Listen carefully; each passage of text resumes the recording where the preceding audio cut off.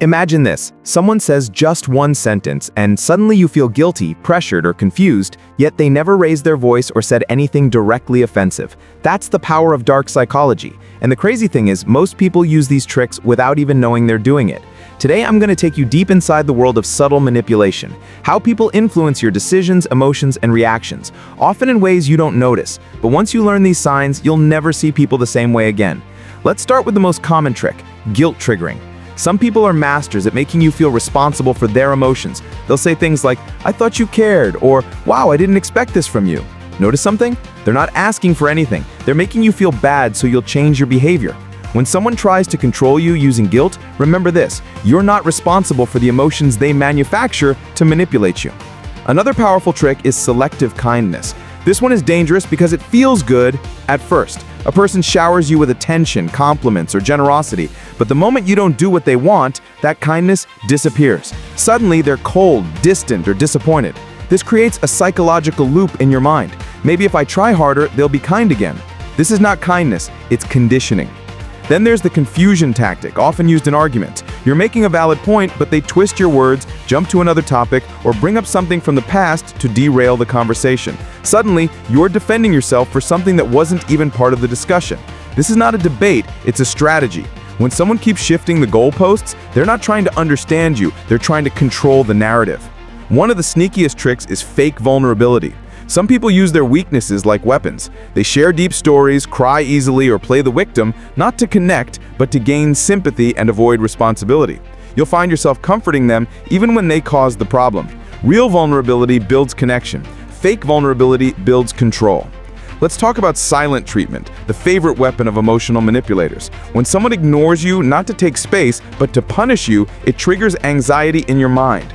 Humans are wired to avoid social rejection, so silence feels like danger. And that's the point.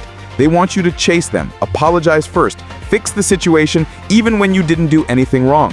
Silence is powerful, but when someone uses it as a punishment, it's psychological abuse. Another tactic is playing with uncertainty. They'll say things like, "We'll see," or "Maybe," or "Let's talk later." They never give you a clear answer. This keeps you in a state of waiting, predicting, hoping. Uncertainty is stressful, and stress makes you easier to influence.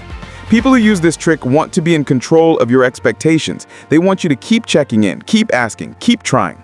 Now here's a big one, gaslighting. This is when someone makes you doubt your own reality. You say something happened, they say it didn't. You explain how you feel, they claim you're too emotional or imagining things. Slowly, your confidence weakens, and you start believing their version of reality more than your own.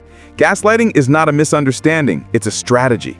But here's the thing, not all manipulation looks negative. Some of it looks like encouragement.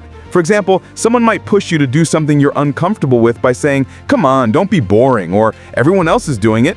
They're using social pressure to bend your boundaries. Anytime someone disrespects your limits, even with a smile, that's manipulation. Now let's flip the perspective. Before you assume others are manipulating you, check this.